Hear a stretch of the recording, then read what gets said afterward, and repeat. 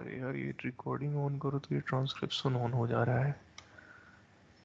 चलो OIMR 11 वाले बच्चों का, OIMR 11 से शायद अंजलि शर्मा, आप 11 से ही है ना अंजलि? 12 से OYMR 12। अच्छा 12 से, हाँ मतलब वही 11 12 13 वाले बैच से OIMR में कोई दिक्कत नहीं है। आप लोगों का लेक्चर ऐसे तो नहीं है, ये मर्ज्ड ही लेक्चर है, ठीक है? ये OIMR 2 वालों के लिए इनको पढ़ाया जा रहा है वो चैप्टर, ठीक है? तो मर्जी आपकी होगी, अगर आप चाहें तो सुन सकती हैं, नहीं तो फिर आप लोग देख लेना, लीव कर देना। वैसे सुन लोगे तो भी कोई दिक्कत नहीं है। देखो हम लोग जो है अभी अभी जस्ट पढ़ के आए हैं कि बैक्टीरिया को हम लोग, सॉरी, रिकॉम्बिनेंट डीएनए को हम लोग होस्ट के अंदर पहुंचा दिए। इसका आखिरी स्टेप है स्टेप नंबर 7। ध्यान दीजिएगा क्या है स्टेप नंबर 7। जैसे मान लो तुमने बैक्टीरिया के अंदर रिकॉम्बिनेंट डीएनए को डाल दिया है। अब डाल दिया है तो बैक्टीरिया अकेला है, क्या एक बैक्टीरिया से तुम्हें डिजायर्ड प्रोडक्ट मिल जाएगा जो नजर भी नहीं आता है? नहीं ना। तो उस बैक्टीरिया का क्या करवाना पड़ेगा? कल्चर करवाना पड़ेगा। आपने स्क्रीन शेयर नहीं? अच्छा अच्छा, स्क्रीन नहीं शेयर किया है कोई ना। कर देते हैं कर देते हैं कर देते हैं स्क्रीन शेयर। तो हमें बैक्टीरिया का जो है कल्चरिंग करना पड़ेगा लार्ज स्केल प्रोडक्शन के लिए। Culturing host for a large scale production of desired product.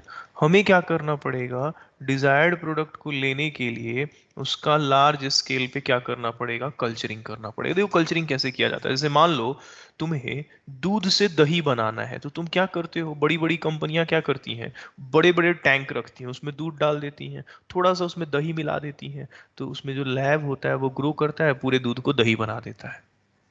अब हम लोग क्या करेंगे, बिल्कुल उसी कंपनी की तरह, मिल्क की कंपनी की तरह, जो दूध की कंपनियां होती हैं, बड़ा बड़ा टंकी ले आएंगे। टंकी को हम लोग कहते हैं यहाँ पे फर्मेंटर, इन्हीं को कहते हैं बायोरिएक्टर।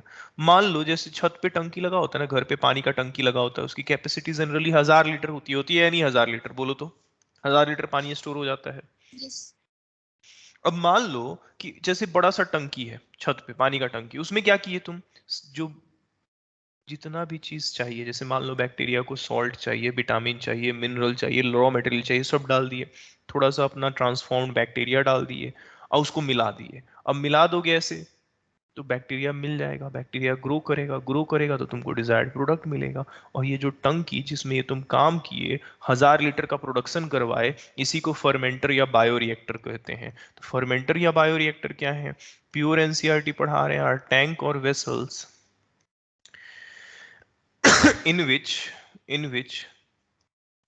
microorganism, OIMR 2 वाले जो हमारे बच्चे हैं, OIMR 22 कह लीजिए, OR 22 वाले, उनको पता है कि लेक्चर जो है आपका फिजिक्स की जगह पे जूलॉजी का है। फिजिक्स वाले सर मीटिंग ना शेड्यूल किए थे, चेक कर लिए हो ना? वो नहीं शेड्यूल किए थे, हालांकि पता है नहीं किए हुए, नहीं किए हुए। आर टैंक और vessel in which micro organisms are cultured in solid liquid medium to produce the desired product in large quantity। ध्यान दीजिएगा, बड़े क्वांटिटी पे प्रोडक्शन के लिए। अच्छा कितना क्वांटिटी? तो एनसीईआरटी लिखता है, जस्ट वो छत की टंकी से याद रखिएगा, 100 से 1000 लीटर प्रोडक्शन के लिए। अच्छा ये बायोरिएक्टर, इस टंकी में तुम लोग करते क्या हो? तो इस टंकी में बैक्टीरिया को तुम ऑप्टिमम कंडीशन देते हो, जो भी वो चाहिए उसको तुम देते हो। अ बायोरिएक्टर प्रोवाइड्स, मान लो कोई बैक्टीरिया जो है एसिडिक पीएच पे ग्रो कर रहा है, कोई बेसिक पीएच पे ग्रो कर रहा है, किसी को कोई पार्टिकुलर विटामिन चाहिए, तो सब दोगे तब ना तुम्हारा बैक्टीरिया खूब बढ़िया से ग्रो करेगा और तुमको डिजायर्ड प्रोडक्ट बना के देगा, है या नहीं? बोलो। सर स्क्रीन लैग कर रहा है।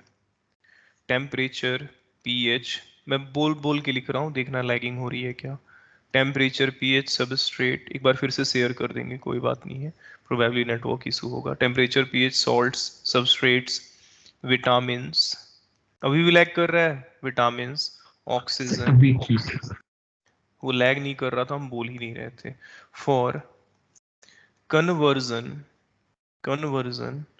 of raw materials into specific product. Pure NCERT के लाइंस है। बायोरिएक्टर क्या है? तो एक ऐसा टंकी है जिसमें हम लोग सब कुछ डाल देते हैं, मिला देते हैं और बैक्टीरिया हमारा ग्रो कर जाता है। देखिए, अब मैंने कहा कि छत पे लगी हुई टंकी और बायोरिएक्टर में कोई ज्यादा फर्क नहीं है। छत पे लगी हुई टंकी में आप पानी भरते हैं, बायोरिएक्टर में डिजायर्ड मटेरियल को डालते हैं, बैक्टीरिया को डालते हैं, वो डिजायर्ड प्रोडक्ट देता है। मैंने कहा कि उसको घुमाना पड़ेगा, ऐसे किसी भी चीज को मिलाना पड़ता है तब तो मटेरियल प्रॉपरली मिक्स करता है। तो जो सबसे कॉमनली यूज्ड बायो रिएक्टर है, most commonly used bio reactor जो है, उसका नाम है स्टीयरिंग टाइप। ध्यान दीजिएगा, stirring type bio reactor. Stir का मतलब ही होता है, स्टीयरिंग का मतलब क्या होता है? किसी चीज को घुमाना, पता है ना? Yes sir. ठीक है, अच्छा ये तो मेरे को यहाँ पे पेज ही खत्म हो गया, इस चीज को वापस लिखना पड़ेगा, कोई बात नहीं है, इस चीज को वापस लिखना पड़ेगा, इसको कट कर लेते हैं। चलिए अगले पेज पे इसको समझेंगे।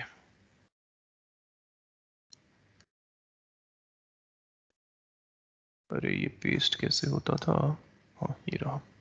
हाँ देखिए, ये है पेज में चेक कर लूँ। मोस्ट कॉमनली यूज्ड बायोरिएक्टर, तो स्टीयरिंग टाइप। स्टीयरिंग टाइप का मतलब क्या होता है? इंपॉर्टेंट है, एनसीईआरटी में पढ़ाते हैं। स्टीयरिंग का मतलब होता है टंकी है, उसमें बढ़िया से तुम घुमा रहे हो, चीजों को मिला रहे हो। दो तरह का बायोरिएक्टर होता है, पढ़ाते हैं, फिगर भी दिखाते हैं। क्वेश्चन यहीं से पूछा जाएगा। एक है simple stirred tank bio reactor, simple stir tank bioreactor, और दूसरा है स्पार्क्ड स्टीयर्ड टैंक बायोरिएक्टर। दो ही बायोरिएक्टर हैं, एक सिंपल और दूसरा है स्पार्क्ड स्टीयर टैंक। अब दोनों में फर्क आपको समझाते हैं, चिंता नहीं कीजिए, दोनों का मैं फिगर ही लगा देता हूं आपके सामने ताकि आपको दिक्कत ना हो। प्योर एनसीईआरटी वाले फिगर में लगा दूंगा, आपको झमेला ही नहीं रहेगा। देखिए ये क्या है, आप देख रहे हैं मैंने आपके स्क्रीन पे दो तरह का बायोरिएक्टर का फोटो लगा रखा है एनसीईआरटी से। यहाँ देखिए, बहुत आसान है, चुटकियों में समझ जाओगे, कुछ इसमें है नहीं। जरा अगर दोनों बायोरिएक्टर में हम फर्क दिखाएं आपको, दोनों बायोरिएक्टर में अगर मैं आपको फर्क दिखाऊं तो देखना, ये वाला जो है सिंपल स्टीयर टैंक, इसके फोटो को देखो, तुम देख रहे हो ये सिलेंड्रिकल नजर आ रहा है, यस सर। देखो। Yes. और सेकंड वाला, ये वाला जो बायोरिएक्टर है, ये वाला स्पार्क्ड स्टीयर टैंक वाला, ये थोड़ा सा क्यूबिकल नजर आ रहा है, कमरे जैसा, दिख रहे हो? ऐसे रेक्टेंगुलर नजर आ रहा है और एक सिलेंड्रिकल नजर आ रहा है, देख रहे हो? Yes, sir. Yes sir. अच्छा ध्यान से देखो, सिंपल स्टीयर का मतलब होता है घुमाना। देखो इसमें क्या किए हैं हम लोग, एक मोटर लगा हुआ है, अब मोटर से एक पाइप लगा हुआ है। पाइप जैसे मान लो, जैसे बड़ा तुम्हारे छत पे टंकी लगा हुआ है, पानी उसमें भरा हुआ है, तुमने जाके उसमें सर्फ डाल दिए, अब सर्फ डाल दिया, उसको घुमा दिए तो झाग बन जाएगा। झाग बन जाएगा तो जैसे ही मीडियम में तुम मटेरियल वगैरह डाल के उसको घुमाते हो ना, तो झाग बनता है। अब झाग को तोड़ने के लिए इसमें ब्लेड लगा हुआ है जो झाग को तोड़ेगा। दूसरा है flat blade impeller. Flat blade impeller क्या करेगा, उस मटेरियल को ऐसे ऐसे मिक्स करेगा। तो मिक्स करेगा तो देखिए, ये जो कल्चर बॉथ है, कल्चर बॉथ मतलब जो मटेरियल है वो ऐसे ऐसे घूम रहा है, ये ब्लेड जब चल रहा है तो पूरा मिक्स होगा, समझ रहे हो? बड़ा सा टंकी है 1000 लीटर का, हाथ से थोड़ी ना मिक्सिंग करोगे। इसमें स्टेराइल एयर दिया जाता है ताकि बाहर का माइक्रो ऑर्गेनिज्म ना घुस जाए। एसिड बेस को कंट्रोल किया जाता है, और इसमें भाप भी दिया जाता है कि बाहरी अगर कोई चीज घुस गया है, तो जैसे मान लो सारा कुछ सेटअप कर दिया, माइक्रो ऑर्गेनिज्म डालने से पहले उसमें भाप दिया जाता है ताकि स्टरलाइजेशन हो जाए। समझ रहे हो बात को? बोलो तो।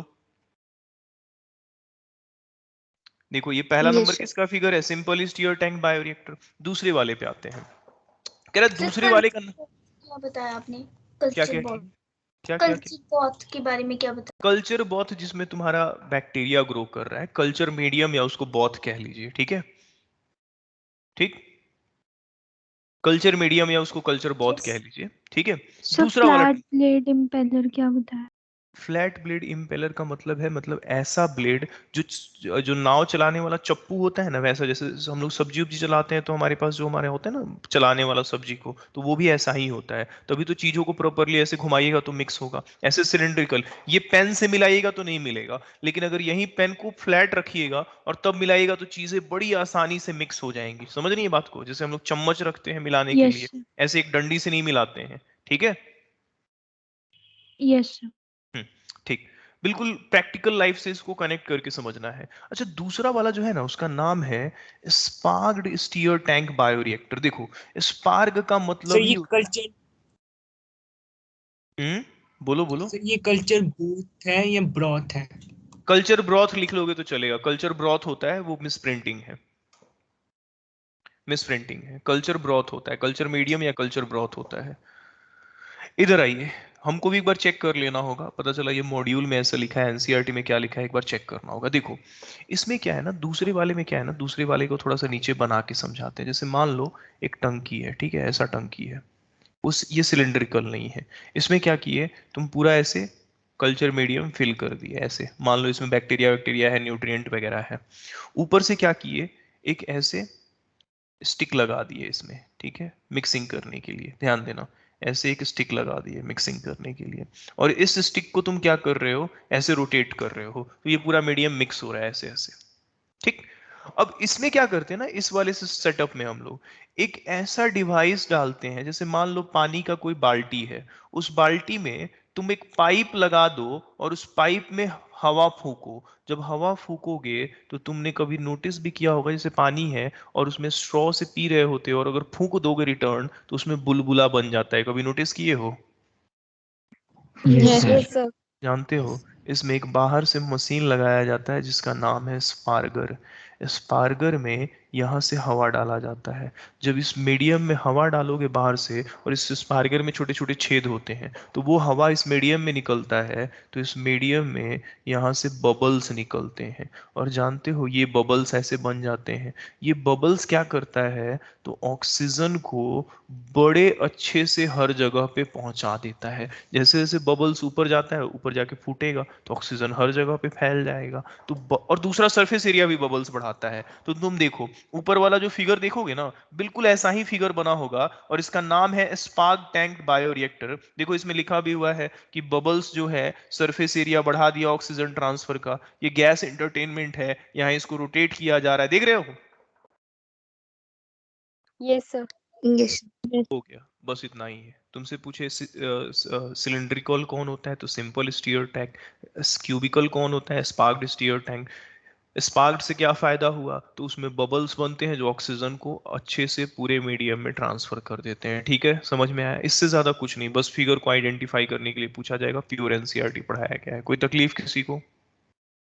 सर बहुत लैगिंग हो रहा है, वॉइस भी कट रही आवाज भी कट रही है? सर स्क्रीन भी लैग कर रही है सर। है। अच्छा अच्छा, ठीक ठीक, मैं एक बार काम करता हूँ, मैं नेटवर्क चेक करता हूँ। पहले लेक्चर में ऐसे नहीं ना हुआ था? नो तो सर। सर पहले No. ठीक ठीक ठीक, मैं देखता हूँ। पता नहीं यार यहाँ का क्या सिस्टम है। रुकना, वाईफाई में डिस्कनेक्ट कर रहा हूँ मैं, थोड़ा चेक कर लेते हैं।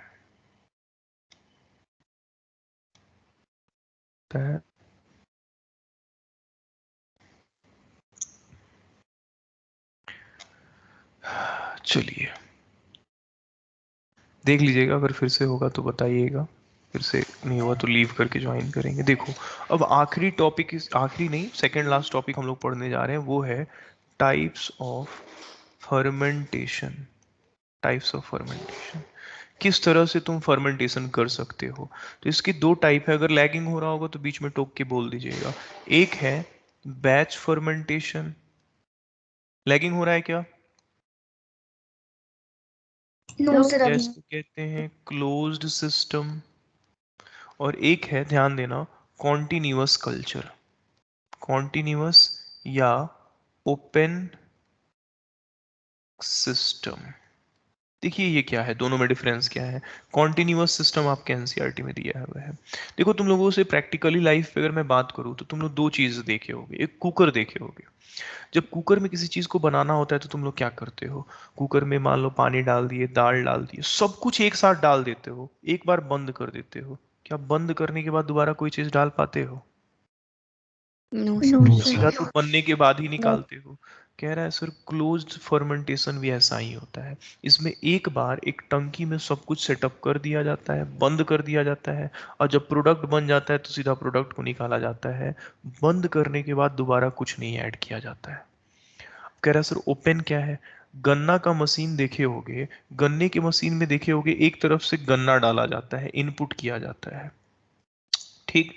एक तरफ से गन्ने का यूज्ड मटेरियल का आउटपुट किया जाता है। देखते हैं, एक तरफ से गन्ना डालता है, एक तरफ से जो गन्ना का यूज्ड होता है, चाहे जूस का मशीन देख लीजिए, एक तरफ से यूज्ड मटेरियल बाहर निकलता है और एक तरफ से आपको क्या मिलता है, जरा बताइए, तो प्रोडक्ट मिलता है। ऐसे ही होता है ना, बोलिए तो। Yes, sir. Yes, sir.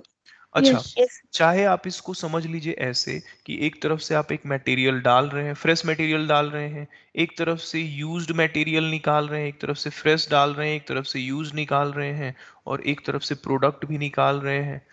कह रहा है सर, ये गन्ना वाला जो मशीन है ना सर, मान लीजिए कि ये कल्चर मीडियम होता, आप बैक्टीरिया को फ्रेश मटेरियल दिए, बैक्टीरिया उससे प्रोडक्ट बना रहा है, प्रोडक्ट को भी निकाल रहे हैं, यूज्ड मटेरियल को भी निकाल रहे हैं, फिर फ्रेश मटेरियल भी डाल रहे हैं। तो तुम्हारे बैक्टीरिया को अगर बार बार फ्रेश मटेरियल मिलेगा तो बैक्टीरिया सबसे एक्टिव फेज में ग्रो करेगा, क्योंकि उसको ताजा मटेरियल मिल रहा है। ये है ओपन सिस्टम। इसमें एक तरफ से डालो, निकालो, प्रोडक्ट लेते रहो। दोनों में अंतर समझ में आया? Batch is like a cooker while the continuous system is like a juicer machine. Simple है, आप प्रैक्टिकल लाइफ से मैं लैंग्वेज लिखूंगा, आप समझ जाओगे। बोलो तो समझ में आया सबको? Yes, sir. In this condition, देखो मैं पढ़ता हूं, तुम समझ जाओगे। In this conditions are set up and not changed from outside once the fermentation start। एक बार शुरू हो जाने के बाद कुछ नहीं बदला जाता है, once the fermentation starts। दूसरा क्या है, बाहर से आप कोई न्यूट्रिएंट नहीं ऐड करते हो, no more nutrients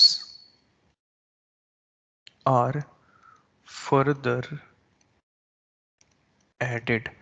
continuous system में क्या है, in this system the used medium is drained out from one side while fresh medium is added। Figure आप देख रहे हैं ना, फ्रॉम अदर टू मेंटेन। अच्छा, इसमें बैक्टीरिया जो है अपने कौन से फेज में होते हैं, सबसे एक्टिव फेज में। और सबसे अगर एक्टिव फेज की बात करूं तो वो एक्टिव फेज होता है या एक्सपोनेंशियल फेज होता है? तुम लोग ग्राफ पढ़े होंगे, एक एक्सपोनेंशियल फेज होता है जो सबसे एक्टिव कहलाता है। समझ रहे हो बात को? Yes. अरे पढ़े हो ग्राफ, जे शेप्ड कर्व, जिसमें सबसे एक्टिव एक लॉग Yes, फेज sir. होता है, Yes. जिसको तुम लोग एक्सपोनेंशियल फेज भी कहते हो, जिसमें सबसे फास्ट डिवीजन चलता है। ठीक। Yes, sir. अच्छा, आपको ज्यादा मटेरियल किस में मिलेगा, सेकंड वाले में ही ना मिलेगा? Yes, sir. ठीक है। अब आते हैं इसके आखिरी स्टेप पे, सबसे आखिरी स्टेप पे, रिकॉम्बिनेंट डीएनए टेक्नोलॉजी की, और चैप्टर को खत्म करते हैं। वो आखिरी स्टेप है, ध्यान दीजिएगा, step number 8। Step number 8 important है, एनसीईआरटी में है, इंपॉर्टेंट है, एआईपीएमटी यानी नीट भी क्वेश्चन पूछ चुका है। क्या है, देखो, तुम कोई भी चीज बना रहे हो, मान लो इंसुलिन ही बना रहे हो या फिर कोई प्रोडक्ट ही बना रहे हो, ग्रोथ हार्मोन ही बना रहे हो, कुछ भी बना रहे हो, ये बताओ, एक कंपनी एक टॉफी भी बनाता है, ये तो सीधा उसको मार्केट में उतार देता है या उसका क्वालिटी टेस्टिंग करता है? Quality test. Quality Quality testing test. करता है. ठीक ठीक, क्वालिटी टेस्टिंग करता है, उसको प्यूरिफाई करता है, सेपरेट करता है। मतलब मार्केट में उतारने से पहले, उसमें भी ये तो रिकॉम्बिनेंट डीएनए प्रोडक्ट्स हैं, मार्केट में उतारने से पहले आप उनको सेपरेट कीजिएगा, प्यूरिफाई कीजिएगा फर्मेंटेशन के बाद। ऐसे ही नहीं ना भेज दीजिएगा कि जाओ भाई इंसानों पे ही सीधा ट्राई करो, पता चला कुछ का कुछ हो गया। और हर चीज की जो है डाउन स्ट्रीम प्रोसेसिंग का मतलब होता है सेपरेट और प्यूरिफाई करना, अलग अलग होगा। मान लो तुम कोई दवाई बना रहे हो या कोई हार्मोन बनवा रहे हो, तो पहले उसका चेक करोगे ना कि इसका इफेक्ट कैसा है, या सीधा इंसानों पे ही भेज दोगे? मतलब हर प्रोडक्ट का डाउन स्ट्रीम प्रोसेसिंग, सेपरेशन या प्यूरिफिकेशन, वो एक जैसा होगा या अलग अलग होगा? अलग अलग अलग अलग अलग अलग। अलग अलग. बस, और ये क्वेश्चन सब पूछा जा चुका है। It include separation and purification of the desired product after fermentation. और दूसरा क्या है, ये वेरी करता है, it varies from product to product. Chapter हो चुका है आपका खत्म। चलिए जरा हम पानी पी ले। एक्चुअली हम तो सोचे थे मेरा लेक्चर फ्री रहेगा, क्योंकि वो हमारे 11 12 13 वाले बच्चों का तो क्लास ही नहीं था, मतलब था लेकिन वो आते नहीं, हमको पता है, आते भी तो फिर पढ़ाते नहीं उसमें। कोई बात नहीं, आपको हम पढ़ाते हैं आगे। अगला चैप्टर शुरू करते हैं तुरंत। वो नोट्स पे ही पढ़ाया है भाई, हमारे 11 में भी भले उसमें टाइम था, आपको भी नोट्स पे ही पढ़ाएंगे। हो सकता है उसी वो हैंड रिटन नोट्स में ही पढ़ाएंगे, क्योंकि उस इस चैप्टर का वो एप्लीकेशन है, उसमें कुछ नहीं है, सब लिखा लिखाया मिल जाएगा। लिखना बहुत है, आप खुद देखोगे पता चल जाएगा आपको। सर ये सेपरेशन एंड प्यूरिफिकेशन वाली लाइन पूछी गई थी। क्या नीट ने? यस। जब क्वेश्चन कीजिएगा तो पता चल जाएगा। हाँ, सेपरेशन एंड प्यूरिफिकेशन वाला लाइन पूछा था मैंने, एनसीईआरटी वाले लाइंस लिख दिए हैं। यस। ठीक है, ये आपका चैप्टर हो चुका है समाप्त। इसमें अगर क्वेश्चन कर लीजिएगा, आपसे 98% क्वेश्चंस लग जाएंगे। 1-2% क्वेश्चन 2010 से पहले के हैं, वो नहीं लगेंगे। नहीं लगेगा तो उसका जुगाड़ हम करेंगे, फिर देखेंगे, मेरे पास भेजिएगा। थोड़ा बहुत वो आउट ऑफ द सिलेबस की बात है, वो पढ़ाए भी नहीं है हम। आते हैं, कहाँ गया, देख लेते हैं एप्लीकेशन। हाँ, नोट्स पे ही पढ़ाते हैं, क्योंकि इसमें ये देखो, ये OIMR 25 में हैंड रिटन नोट्स में ही पढ़ाए हैं, बीच बीच में कुछ हाथ से लिख के भी पढ़ाए हैं। तो हाथ से जो लिख के पढ़ाए हैं वो यहाँ पे लिखेंगे नहीं, यहाँ पे आप लोगों को फिर लिखने में बहुत टाइम लग रहा है, मैंने मिला लिया है ताकि कल आपका खत्म हो जाए। नोट्स पे ही पढ़ाया गया है, जो आपके कॉरस्पॉन्डिंग बैच में जैसे पढ़ाए हैं बिल्कुल वैसे ही पढ़ाएंगे। चलिए पढ़ लिया जाए, इसको मिटाते हैं, पढ़ते हैं। देखिए हमारा अगला चैप्टर है बायोटेक्नोलॉजी एंड इट्स एप्लीकेशन। क्या है, तो पीछे जो आप चैप्टर पढ़ के आए हैं उसी का ये एप्लीकेशन है, कुछ इसमें नहीं है। जो चैप्टर आप पढ़ के आए हैं हम लोग यहाँ पे उसका पढ़ेंगे कि उसका यूज कैसे करना है। आपकी प्योर एनसीईआरटी से ये चैप्टर पढ़ाएंगे, 10% बाहर जाके पढ़ाएंगे, 10 से 15% बाहर जाके पढ़ाएंगे। जब बाहर जाएंगे पता चल जाएगा, हैंड रिटन जो नोट्स होगा वो स्ट्रिक्टली एनसीईआरटी का होगा, बाहर की चीजें बाहर लिखेंगे हम। कह रहा है कि आपका एनसीईआरटी शुरू ही किया है, कुछ क्वेश्चन से, कुछ सवालों से पूछा है कि बताइए बायोटेक्नोलॉजी के फील्ड में हम लोग क्या कोशिश कर रहे हैं, किस तरह की रिसर्च कर रहे हैं। कह रहा है देखिए सर, किस तरह का रिसर्च कर रहे हैं ये तो कोई सवाल नहीं हुआ सर, लेकिन फिर भी आप अगर सोचिएगा सर, तो हम लोग चाहते हैं कि सबसे बढ़िया हमें ऑर्गेनिज्म मिले, जिससे हम लोग खूब बढ़िया सा प्रोडक्ट तैयार करें, और उस प्रोडक्ट को बढ़िया से प्यूरिफाई वगैरह करके मार्केट में बेचें। तो सबसे पहले सर हमें एक ऑर्गेनिज्म ढूंढना होगा, उसको बढ़िया से ग्रो कराने के लिए बढ़िया मीडियम देना होगा, और उसके प्रोडक्ट को निकाल के मार्केट में बेचना होगा। यही 3 चीज करना होगा। तो सबसे पहले बेस्ट कैटलिस्ट ढूंढना है, वो कोई ऑर्गेनिज्म को आप इंप्रूव करो, यूजुअली माइक्रोब, आप पढ़े हो, एक सेकेंड, जनरली एक माइक्रोब होता है या फिर एक प्योर एंजाइम होता है। दूसरा, उस माइक्रोब को बढ़िया इन्वायरमेंट दीजिए, बढ़िया इन्वायरमेंट दीजिए, ऑप्टिमल कंडीशन दीजिए, ताकि वो खूब बढ़िया से काम कर सके, ग्रो कर सके। और उसके बाद जो वो प्रोडक्ट देगा उसका डाउन स्ट्रीम प्रोसेसिंग कीजिए, तभी तो उसको मार्केट में बेचिएगा। बस बात खत्म। यही 3 चीज है, ये क्वेश्चन पूछा जाएगा। अगला है ट्रांसजेनिक्स क्या है। कह रहा है जब भी किसी ऑर्गेनिज्म के साथ आप छेड़छाड़ करते हैं तो वो ट्रांसजेनिक बन जाता है। अगर वो माइक्रोब है, जैसे बैक्टीरिया की बॉडी में आप इंसुलिन जीन डाल रहे थे तो वो ट्रांसजेनिक माइक्रोब कहलाएगा। जैसे डाइकॉट प्लांट में आप ट्यूमर इंड्यूसिंग जीन डाल रहे थे तो वो क्या कहलाएगा, ट्रांसजेनिक प्लांट कहलाएगा। जानवरों में डालिएगा तो ट्रांसजेनिक एनिमल कहलाएगा। मतलब प्रोडक्शन ऑफ ट्रांसजेनिक ऑर्गेनिज्म, या इसी को कहते हैं जेनेटिकली इंजीनियर्ड ऑर्गेनिज्म, इसी को ट्रांसजेनिक्स कहते हैं। हम लोग पढ़ने जा रहे हैं क्योंकि इस चैप्टर में हमें एप्लीकेशन पढ़ना है कि बायोटेक का, ये जो बायोटेक्नोलॉजी तुम पढ़ के आए हो, इसका खेती की दुनिया में क्या एप्लीकेशन है। एनसीईआरटी में कुछ बातें हैं, पहले वो सुनिए। कह रहा है आपके पास क्वेश्चन है कि क्या ऑप्शंस है फूड प्रोडक्शन को बढ़ाने के। तो सुनिए, क्यों क्यों फूड प्रोडक्शन ही हम लोग पढ़ रहे हैं, क्योंकि दुनिया की पॉपुलेशन बढ़ रही है, लैंड घट रहा है। कह रहे हैं सर ऑप्शन है फूड बढ़ाने का, क्या है सर। तो सबसे पहले हम लोग मान लीजिए जमीन में, खेती में खूब सारा केमिकल यूज कर रहे हैं, एग्रो केमिकल बेस्ड खेती, एग्रोकेमिकल बेस्ड खेती समझते हैं आप लोग, डीएपी, यूरिया, ये सब खूब सारा खाद वाद यूज कर रहे हैं। दूसरा है कि सर मान लीजिए दुनिया को पता ही है सर, लोग कहता है नहीं हमको ऑर्गेनिक सबस्टांस चाहिए, बिना खाद वाद के आप प्रोड्यूस कर रहे हैं, समझ रहे हो, बिना केमिकल के, फर्टिलाइजर के। दो तरीका हुआ। तीसरा तरीका है ट्रांसजेनिक क्रॉप बेस्ड एग्रीकल्चर, जो भी इस चैप्टर में आप पढ़ेंगे। चारों तरीके से आप फूड के प्रोडक्शन को बढ़ा सकते हैं। आगे आते हैं, कह रहा है देखो तुम्हारी एनसीईआरटी फिर कुछ कहता है, कह रहा है तुम लोग को पहले भी पढ़ाए हुए हैं कि दुनिया की पॉपुलेशन बढ़ रही है, जिस जमीन पे हम खेती करते थे उस पे हम रहना शुरू कर दिए। पहले क्या होता था, किसान पारंपरिक तरीके से खेती करता था तो प्रोडक्शन नहीं बढ़ता था।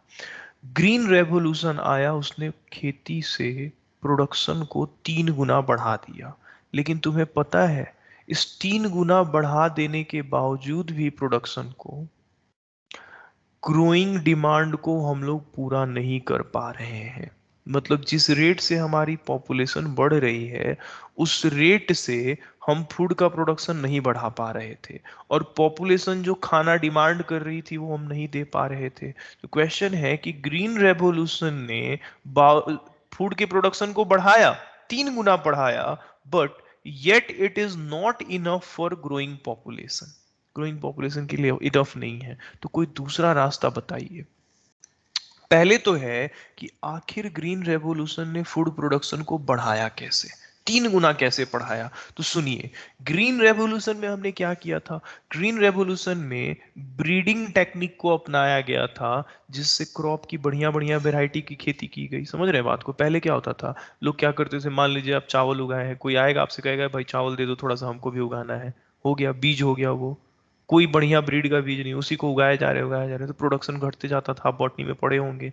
मान लीजिए आप दाल की खेती की, कोई आपसे आया दाल मांग लिया, आलू मांग लिया, तो धीरे धीरे प्रोडक्शन घट जाता था। अब क्या है, बीज मार्केट में बिकता है, बढ़िया बढ़िया हाइब्रिड बीज बिकता है, उसको लगाइए। ये ग्रीन रेवोल्यूशन था। दूसरा, बढ़िया से क्या कीजिए, खेती बाड़ी में पहले क्या होता था, लोग बरसात के भरोसे रहता था कि बारिश होगा तब जाके हम क्या करेंगे, खेती करेंगे, सूखा पड़ेगा, थोड़ा धूप ऊप निकलेगा तब काटेंगे। अब क्या है, आप देखते हैं लोग जो है नेचुरल हर जगह पे, सरकार बोला कि बिजली पहुंचाएंगे खेतों तक, अब सरकार जो है मोटर लगवा दिया है, खेत पानी डालिए, खेत में उगाइए, तो बढ़िया से मैनेजमेंट कीजिए। उसके बाद इसी में केमिकल और फर्टिलाइजर का भी यूज किया गया, अभी भी यही खेती इंडिया में कॉमन प्रैक्टिस में है। कह रहा है लेकिन सर इसका ड्रॉबैक है, ग्रीन रेवोल्यूशन का एक ड्रॉबैक है कि सर एक तो इससे खेती बहुत महंगा हो गया। जैसे अभी आप लोग देखे होंगे मोदी सरकार क्या किया कि डीएपी एक तरह का खाद है, खेतों में डाला जाता है, उसका कीमत जो है 1200 रुपया आता था 50 kg का, अब उसको बढ़ा के 2400 रुपया कर दिया। अब किसान सब हल्ला किया, भाई तुम किसान विरोधी सरकार हो। तो मोदी सरकार बहुत आगे का खिलाड़ी है, बोला कि ठीक है इस पे 50% सब्सिडी दे दे रहे हैं, और उसको खूब प्रचार भी कराया। अब बताओ 1200 की चीज को पहले 2400 किया, तुमसे पैसा भी उतार लिया, बोला ठीक है इस पे हम तुमको 50% छूट भी दे रहे हैं। समझ रहे हो, बड़े बड़े कॉर्पोरेट कंपनियों से इसका टाई अप है। वही धंधा सीखे वो, देखते हो जाते हो बड़े बड़े शोरूम में लिखा होता है कि इस प्रोडक्ट पे 50% का छूट है, पता चला प्रोडक्ट ही 2000 का था, दाम उस पे 4000 लिखा, फिर तुमको 2000 में दे रहा है, तो तुम फायदे में नहीं हो। यही काम होता है, ऐसे ही होता है, ऐसे ही बिजनेस चलता है।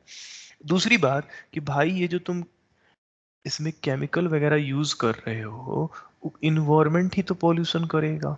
कह रहा है अच्छा, तो सर इन सब का सॉल्यूशन क्या है, एक तो ये महंगा भी है सर, ऊपर से इन्वायरमेंट भी पॉल्यूशन कर रहा है, और जो डिमांड है खाने का, जो फूड का, वो भी नहीं पूरा कर पा रहा है। सॉल्यूशन आते हैं पढ़ने, प्योर एनसीईआरटी है। सॉल्यूशन है, आइए पढ़ाते हैं आपको सॉल्यूशन। सॉल्यूशन है, इसका सॉल्यूशन है, क्या है सॉल्यूशन, ट्रांसजेनिक क्रॉप ले आइए, ट्रांसजेनिक क्रॉप, या फिर जिसको कहते हैं कि जिन क्रॉप्स के जीन्स के साथ आपने छेड़छाड़ किया है। पूछिएगा सर क्या है ट्रांसजेनिक क्रॉप, इसका फायदा क्या है, तो ट्रांसजेनिक क्रॉप कुछ होता होगा, उसके जीन में हमने मैनिपुलेशन किया होगा, पढ़ेंगे थोड़ी देर में। लेकिन इसका पहले फायदा क्या है, ये चीज आपके बोर्ड एग्जाम में आएगा, लिखने के लिए गारंटी है, 3 से 5 नंबर में लिखने के लिए आएगा। इसीलिए कंप्लीटली नोट्स को इस सारी बातों का ख्याल रख के डिजाइन किया गया है 12th के नोट्स को। कह रहा है कि ठीक है सर इसका फायदा क्या है बताइए सर। कह रहे देखो, अभी देखिए उस दिन खूब बर्फ पड़ा आपके यहाँ, ओला पड़ा, ओला पड़ा तो बहुत सारा किसान जो है, धान की फसल रखी हुई थी खेतों में, कई सारा धान का फसल पड़ा हुआ था, सब बर्बाद हो गया। सेब लगा हुआ था पेड़ में, उस पे ओला पड़ा, सेब खराब हो गया, सड़ सड़ गया। अगर हिट कर दोगे जोर से तो फल खराब हो जाते हैं। अब ये सब क्या है, तुम पढ़े होगे कि ये धूप, ये बारिश, ये सूखा, ये मिट्टी, ये सब एबायोटिक फैक्टर है ऑर्गेनिज्म एंड पॉपुलेशन में। अगर तुम ऐसा प्लांट तैयार करो जो थोड़ा सा गर्मी भी झेल ले, थोड़ा सा ठंडा भी झेल ले, समझ रहे हो बात को, थोड़ा सा नमकीन मिट्टी भी झेल ले, सलाइन मिट्टी हो वो भी झेल ले, तो इन तरह के प्लांट्स को हम लोग कहते हैं कि ये एबायोटिक स्ट्रेसेस को झेल सकते हैं। समझ रहे हो बात को, एबायोटिक स्ट्रेस में क्या, ठंड को, सूखा को, साल्ट को, गर्मी को, ट्रांसजेनिक क्रॉप इसमें स्पेशलाइज्ड होते हैं। दूसरा, इनकी पेस्टिसाइड पे डिपेंडेंसी कम है। आप जैसे मान लीजिए आपके खेत में चूहा घूम रहा है, सारा अनाज खा जा रहा है, कीड़ा घूम रहा है, सारा अनाज खा जा रहा है। अब आप उसके लिए पेस्टिसाइड मार रहे हैं, पेस्टिसाइड केमिकल है, केमिकल है तो भाई महंगा भी है, प्लस इन्वायरमेंट पॉल्यूशन भी है। लेकिन मान लीजिए आप ऐसा जेनेटिकली मॉडिफाइड प्लांट तैयार किए जिसको कोई कीड़ा खाने आ रहा है तो कीड़ा ही मर जा रहा है, तो कोई नहीं खाएगा। ये जेनेटिकली मॉडिफाइड प्लांट का फायदा है। दूसरा, रिड्यूसेस पोस्ट हार्वेस्ट लॉस, जैसे फ्लेवर सेवर टोमेटो, सबको डिटेल में आगे आप पढ़ोगे।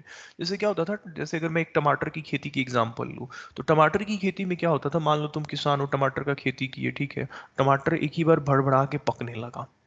अब पकने लगा तो मान लो तुम्हारा खेती का लागत था टमाटर पे 5 रुपया हर किलो। पता चला कि मार्केट में तुम 20 रुपए केजी गए बेचने की, भाई चलो कुछ तो कमाएंगे, 6 महीने 3 महीने वेट किए हैं। पता चला तुम्हारा टमाटर एक ही बार पकने लगा, सारे किसानों का पक रहा है क्योंकि एक ही सीजन होता है उसका।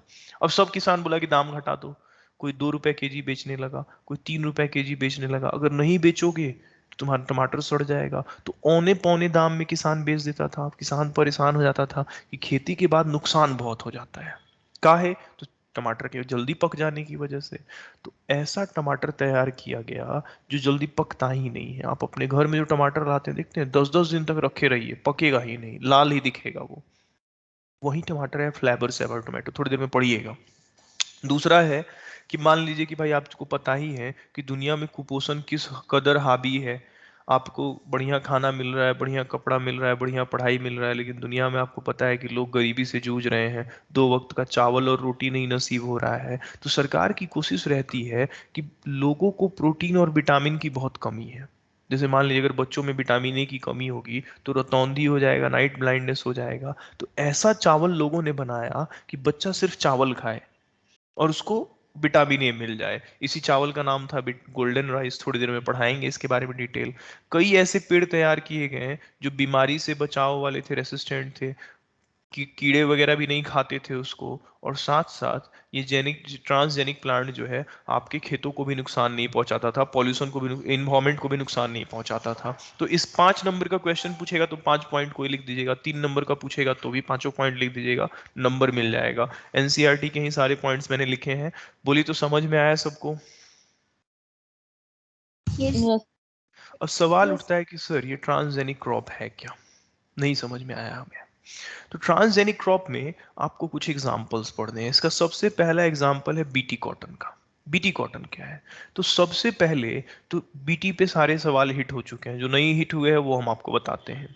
बीटी में ये बीटी क्या है? बीटी क्या है? What is BT? कह रहा है सर बीटी जो है ना, बीटी का मतलब होता है बैसिलस थ्यूरेन जेनेसिस। पूछिएगा सर ये क्या चीज है? सुनो, पहले समझो मेरी बात को। देखो, मान लो तुम किसान हो, तुमने मक्का की खेती करी, मेज की खेती करी। अच्छा, तुम अपने खेत में मक्का का फसल लगाए थे। मान लो ये मक्का है, ठीक है, ऐसे छोटे छोटे उसमें दाने हुए हैं। मेज है मान लो, ये इसके छोटे छोटे दाने हैं, ये मेज है। पता चला एक कीड़ा आया, एक कीड़ा आया, ठीक। इस कीड़े का नाम था कॉर्न बोरर। देखो, कॉर्न का मतलब होता है मक्का, अब बोर का मतलब होता है छेद करना। ये आया और तुम्हारे इन सीड्स में छेद कर दिया और अंदर से खा गया। तो मक्का के दाने में अगर छेद करके अंदर से कीड़ा खा जाएगा तो मक्का खोखला हो जाएगा, औने पौने दाम में किसान को बेचना पड़ेगा। और किसान परेशान था। मान लो तुम कॉटन की खेती कर रहे हो, कपास, कॉटन का ट्री होता है, उसका जो फ्लावर होता है उसमें कॉटन लगता है, उसी से तुम देखते हो बैंडेज बनाते हो। कॉटन का बहुत सारा डिमांड है, तुम्हारे बेड में यूज होता है। अब कह रहे सर कॉटन की खेती है, लेकिन पता है सर कॉटन के फूल को, जो कॉटन फ्लावर होता है उसी में कॉटन होता है, उसको एक कीड़ा आके खराब कर देता है। उस कीड़े का नाम है, ध्यान दीजिएगा, बॉल वॉर्म। अब वो पेस्ट है, ये कॉर्न बोरर भी पेस्ट है। कह रहा है सर ये तो किसानों को बहुत नुकसान होता था, मेज को खोखला कर देते थे और कॉटन बॉल्स को नुकसान पहुंचा देते थे ये कीड़े। कह रहे इसका सॉल्यूशन था सर, सॉल्यूशन हम लोग पढ़ेंगे, लेकिन सबसे पहले कहाँ पढ़ेंगे, तो एक बैक्टीरिया के बारे में आपको पढ़ाते हैं। नाम है उस बैक्टीरिया का बीटी, बहुत फेमस बैक्टीरिया है, इसका पूरा नाम है बैसिलस थ्यूरेंजेनेसिस। कह रहे अच्छा बीटी के पास क्या है सर, बीटी के पास क्या है, तो जो तुम्हारे पास नहीं है, जो दुनिया के पास नहीं है, वो है बीटी के पास। आइए पढ़ते हैं बीटी के पास क्या है, फिर बीटी का यूज पढ़ लेंगे। कह रहे सर बीटी के पास क्राई जीन्स होते हैं। जैसे मान लीजिए नीचे फोटो बनाए हुए हैं, देखिए एक बैक्टीरिया है बैसिलस थ्यूरेंजेनेसिस, और इसके प्लाज्मिड में एक जीन है। कौन सा जीन है जरा बताइए तो, क्राई जीन। जानते हैं Hygiene. ये क्राइजीन, ये क्राइजीन आप सेकेंडरी मेटाबोलाइट में पढ़े होंगे कि कई माइक्रो ऑर्गेनिज्म जहर बनाते हैं। ये जो बैसिलस थ्यूरेंजेनेसिस है ना, इसका ये जो क्राइजीन है ना, ये बनाता है कुछ प्रोटीन, प्रोटीन के क्रिस्टल बनाता है। और वो जो क्रिस्टल होते हैं वो एक्चुअल नेचर में जहर होते हैं, टॉक्सिक होते हैं। और जहर किसके लिए होते हैं, सांप का जहर सांपे को मारता है। पूछोगे कि सर सांप के पास जहर है, खुद ही काहे नहीं मर जाता, उस भी उसके मुंह में ही है सर, खुद ही मर जाना चाहिए। ऐसे नहीं होता है, नहीं होता है क्यों, क्योंकि तुम लोग जानते हो तुम्हारी बॉडी में तुम्हारा डिफेंस सिस्टम है, खुद ही क्यों नहीं मर जाते हो, ऐसा नहीं होता है। नहीं होता है वो जान लोगे। ये जो जहर है ना, ये मारता है इंसेक्ट्स को। किसको मारता है बोलो तो, इंसेक्ट, Insects. Insect. इंसेक्टिसाइडल है। अब कह रहा है सर insect, इसका क्या चक्कर है, थोड़ा डिटेल में समझाइए तो सुनिए। एक्चुअली ये जो बैसिलस थ्यूरेंजेनेसिस है, इसकी क्राई जीन से बनता है कुछ प्रोटीन का क्रिस्टल, जिनको क्राई प्रोटीन कहते हैं, इसके जीवन के किसी पार्टिकुलर फेज में। अच्छा, ये जो क्राई प्रोटीन होता है, इसमें टॉक्सिक जहर होता है, इंसेक्टिसाइडल कीड़ों को मारने वाला जहर होता है, और उसी जहर को हम लोग कहते हैं, क्या कहते हैं, बीटी टॉक्सिन। ठीक है। अब सवाल तो उठेगा कि सांप का जहर सांप को क्यों नहीं मारता है, आपका इम्यून सिस्टम आपको क्यों नहीं मारता है, और इसका जहर इसको क्यों नहीं मारता है। तो नहीं मारने का कारण है, एक्चुअली इसका जहर जब बन के निकलता है तो वो इनएक्टिव प्रोटॉक्सिन के फॉर्म में रहता है। कहीं पे भी प्रो लगा हुआ है उसका मतलब क्या होता है, Inactive. Inactive. inactive form. Bacteria में ये प्रो फॉर्म में होता है, लेकिन इसीलिए बैक्टीरिया नहीं मरता है, hence not killed. But when this protoxin, अब मान लो कोई कीड़ा आया उस बैक्टीरिया को खा गया, किसी मान लो ये बैक्टीरिया किसी खाना पे पड़ा हुआ था और तब तक उसको कीड़ा खा गया।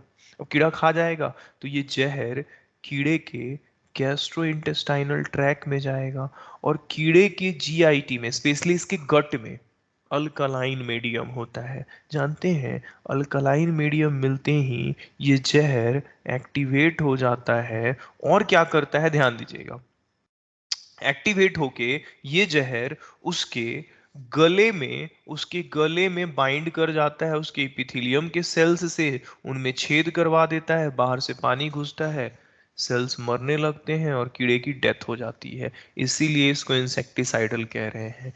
बीटी टॉक्सिन को कौन सा पीएच चाहिए एक्टिवेशन के लिए, अल्कलाइन या एसिडिक, Alkaline. वो वो इंसेक्ट्स के कौन से रीजन में उसको मिलता है, गट इपिथेलियम। Good. ठीक है, क्वेश्चन कर Yes. लीजिएगा। बीटी की कहानी समझ में आ गई। Yes, sir. Yes. अच्छा एक काम करो, एक काम करो, बीटी का ये जो क्राई जीन है, बीटी का ये जो क्राई जीन है, इसको ना प्लांट में डाल दो, कॉटन के प्लांट में। इसको ना मन करे, इसको मन करे तो डाल दो उठा के मेज में। अब देखो क्या होगा, दिखाते हैं। प्रोबेबली वो पीडीएफ होगा कहीं पे, मैंने वो अटैच कर रखा है, आगे पीछे कहीं ना कहीं तो होगा, मैं दिखाता हूँ। यहाँ देखिए, आप देखेंगे, आप देखेंगे ये पीडीएफ है, यहाँ पे देखिए, ये फिगर आपकी एनसीईआरटी का फिगर है, मैं दिखा यहाँ पे ऑलरेडी एडेड अटैच्ड है। इसमें देखिए दिखाया गया है, ये कॉटन के बॉल्स हैं, ये ए नंबर फिगर है और बी नंबर फिगर है। आप देखिएगा कि ए नंबर फिगर ये नॉर्मल बॉल है। Excuse me, sir. हाँ बोलो।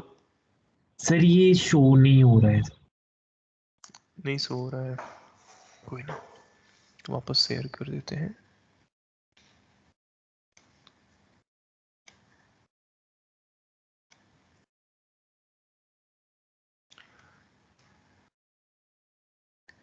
ठीक है हर्ष, देखो तो अब सो रहा है,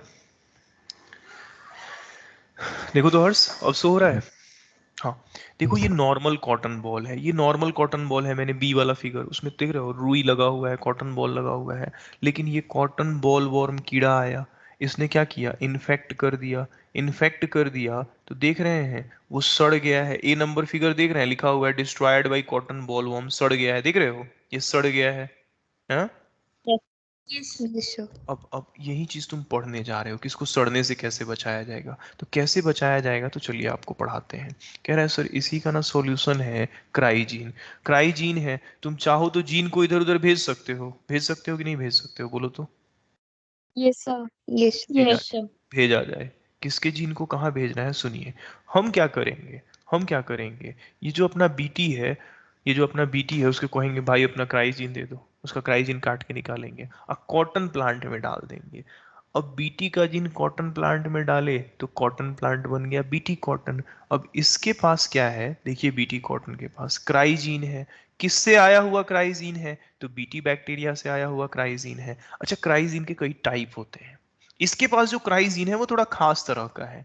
ट्राई वन ए सी क्राइजीन ही है, जहर ही बनेगा, लेकिन थोड़ा टाइप होता है अलग अलग। क्राई वन ए सी और क्राई टू ए बी जो प्रोड्यूस करेगा क्राई प्रोटीन, और वो क्राई प्रोटीन क्या होगा, जहरीला होगा, टॉक्सिक होगा। किसको मारेगा, तो ध्यान दीजिएगा, बॉल वॉर्म को मारेगा। इस वजह से जब भी इस कॉटन प्लांट पे ये बॉल वॉर्म उसको खाने आएगा, जैसे ही खाएगा मर जाएगा। समझ में आ रही है बात, तो धीरे धीरे उस पे कीड़े आना बंद कर देंगे। बोलिए समझ में आया। Yes, sir. अब आते हैं, Yes. इसी इसी इसी इसी इसी क्राइजीन को मक्का के फसल में डाल देते हैं। मक्का के फसल में डालिएगा तो उसमें भी क्राइजीन चला जाएगा। यहाँ जो क्राइजीन है थोड़ा अलग है, ये cry gene cry one A B है, याद रखिएगा। इसके पास cry one A C, cry two A B, इसके पास क्राई वन ए बी, ये तीनों क्राई वेरिएंट याद रखिएगा। कौन किस में, एनसीईआरटी में गारंटेड पूछा जाएगा, यहीं पे आपसे गलती कराई जाएगी।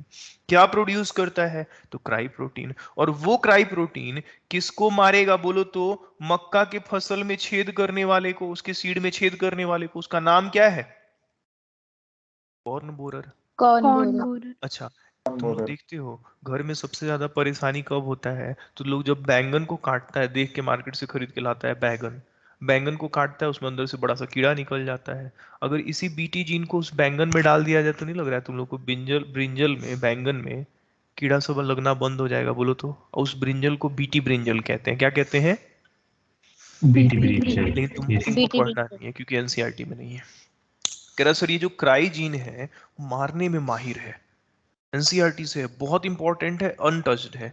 क्राइजीन इफेक्टिव है किसके अगेंस्ट, तो याद रखिएगा एलसीडी। क्राइजीन कुछ ग्रुप ऑफ कीड़ों के अगेंस्ट ये है, इफेक्टिव है, और वो ग्रुप ऑफ कीड़े हैं एलसीडी। एल मतलब लेपिडोप्टेरॉन्स, सी मतलब कॉलियोप्टेरॉन्स, डी मतलब डिप्टेरियंस। क्वेश्चन पूछा ही पूछा जाएगा क्योंकि अब तक ये क्राई पे क्वेश्चन नहीं आया है। लेपिडोप्टेरॉन में कौन आ जाते हैं, एनसीईआरटी में है, एक सेकेंड।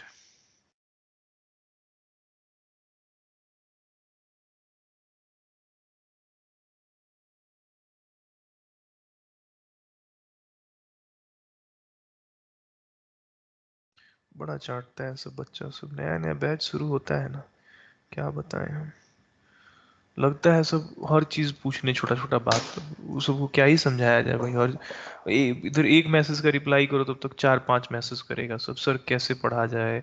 सर फिर दो चार अभी मैसेज, अभी एक मैसेज का उसको रिप्लाई दिए तब तक फिर चार मैसेज डाले हुए हैं। मैसेज सुनोगे तो माथा पकड़ लोगे। सर इसके बाद कौन कौन सा टॉपिक बचा हुआ है सर बता दीजिए। भाई चैप्टर पढ़ रहे हो, खुद खत्म हो जाएगा पता चल जाएगा। नया बैच आफत आ जाता है, ऑनलाइन सिस्टम में बहुत माथा खपाने वाला है। खत्म होगा खुद ही पता चल जाएगा। और उसको ये नहीं लग रहा है कि हाँ टीचर के पास भाई और भी बच्चे होते हैं, फिर टाइम भी नहीं होता है, वो एक एक बात का थोड़ी ना रिप्लाई दिया जाएगा। अब देखो अगला है लेपिडोप्टेरॉन। सीन ये है कि लेपिडोप्टेरॉन्स जो है ये मारता है टोबैको बर्ड वॉर्म को, आर्मी बर्ड वॉर्म को। कॉलियोप्टेरॉन्स मारता है बीटल्स को, डिप्टेरियंस में आ जाते, सॉरी मैं गलत बोल रहा हूँ। लेपिडोप्टेरॉन्स में कौन से कीड़े आ जाते हैं, tobacco budworm, army budworm. Coleopterans में कौन आ जाते हैं कीड़े, बीटल्स आ जाते हैं। डिप्टेरियंस में फ्लाइज एंड मॉस्किटोस आ जाते हैं। ये आपको रटना है, इसमें कुछ दूसरा जैक नहीं है। समझ में आया क्या करना है, बीटी पे क्या क्वेश्चन आपसे पूछे जाएंगे। Yes. जीन के वेरिएंट्स याद रखिएगा और ये वाला पॉइंट याद रखिएगा। बाकी क्वेश्चन बीटी में पूछे जा चुके हैं और मैंने आपसे अभी कुछ अल्कलाइन पीएच वगैरह का क्वेश्चन पूछा, वो भी पूछा जा चुका है, वो भी पूछा जा सकता है। अब आते हैं कि आप कहिएगा कि सर ये जो टमाटर का आप नाम ले रहे थे कि बहुत बढ़िया टमाटर है, सड़ता ही नहीं है, जरा उसके बारे में बताइए सर। बताते हैं। देखो इसका नाम है फ्लेवर, आर छूट गया है, फ्लेवर सेवर टोमेटो। टमाटर का तुम प्रॉब्लम तो जान गए कि भाई टमाटर जल्दी पक जा रहा है। अब पक जा रहा है तो क्या किया जाए, तो सुनिए बताते हैं, सुनिए बहुत ध्यान से। कह रहा है सर देखिए प्लांट्स में क्या है ना सर, अब सुनिए आपको समझाते हैं। जैसे मान लीजिए बताते हैं, जैसे प्लांट है, ये कोई प्लांट सेल है, ठीक है, कोई प्लांट सेल है, ठीक। अब प्लांट सेल है तो इसके पास मान लीजिए एक जीन है, फॉर एग्जाम्पल मान लीजिए ये कोई जीन है। ये जीन जीन बनाता है एक प्रोटीन और प्रोटीन से बनता है एक एंजाइम और उस एंजाइम का नाम है पॉली गैलेक्ट्यूरोनेज, ठीक। ये क्या है बोलो तो, एंजाइम है। ये एंजाइम क्या करता है, डिग्रेड करता है सेल वॉल को, डिग्रेड सेल वॉल। और जब सेल वॉल को डिग्रेड करता है तो फल पक जाता है, फ्रूट में राइपनिंग देखने को मिलती है। अच्छा अगर किसी तरह से इस जीन की एक्टिविटी को हम कम कर दें, स्लो कर दें, इनहिबिट कर दें, तो तुम्हें नहीं लगता है ये एंजाइम नहीं बनेगा या कम बनेगा? और अगर कम बनेगा तो फ्रूट की राइपनिंग स्लो हो जाएगी, बोलो तो। Yes, Yes, sir. sir. बस यही तो किया गया था। फ्लेवर सेवर, देखो इसका नाम फ्लेवर, देखो देसी टमाटर तुम लोग लाते हो ना तो जल्दी सड़ जाता है, देसी टमाटर थोड़ा खट्टा लगता है तो लोग को अच्छा भी लगता है। जो ये हाइब्रिड वाला टमाटर होता है जल्दी जल्दी नहीं सड़ता है, लोग, हालांकि कहा गया कि ये ज्यादा फ्लेवर्ड भी है इसलिए इसका नाम रखा गया फ्लेवर। सेवर मतलब ये बच भी जाता है ज्यादा दिनों तक, इसलिए इसको कह दिया गया फ्लेवर सेवर टोमेटो। क्यों, तो हैव मच लॉन्गर, ज्यादा दिन, and more flavoured shelf life with respect to your देसी टमाटर जिसको तुम कन्वेंशनल टमाटर कह रहे हो। कैसे इसको तैयार किया गया, तो पढ़िए। Its ripening is delayed by masking, कम करके the activity of a gene which code for enzyme polygalacturonase, जो कि सेल वॉल डिग्रेडिंग एंजाइम है और वो फलों के पकने के लिए रिस्पॉन्सिबल होता है। समझ में आया, बोलिए। Yes, sir. आगे चलते हैं, Yes. आगे चलते हैं, चलिए। देखिए कह रहा है आगे हमें ब्रासिका नेपस के बारे में पढ़ना है। देखो ब्रासिका हम लोग कहते हैं सरसों को, पढ़े भी होगे तुम लोग बॉटनी में सरसों को। देखो होता क्या है, ब्रासिका नेपस है। एक बात समझो, दुनिया में ना एक एंटीकोगुलेंट तुम्हारी बॉडी में पाया जाता है, जो तुम्हारे ब्लड में एंटीकोगुलेंट पाया जाता है उसका नाम क्या है, हिपैरिन है। हिपैरिन जो है, हिपैरिन ही है ना, Yes. Yes, sir. तुम्हारा जो Yes, sir. हिपैरिन है, सुनो, तुम्हारा जो हिपैरिन है बाबू, वो प्रोटीन है या पॉलीसेकेराइड है? Protein. Polysaccharide. Protein.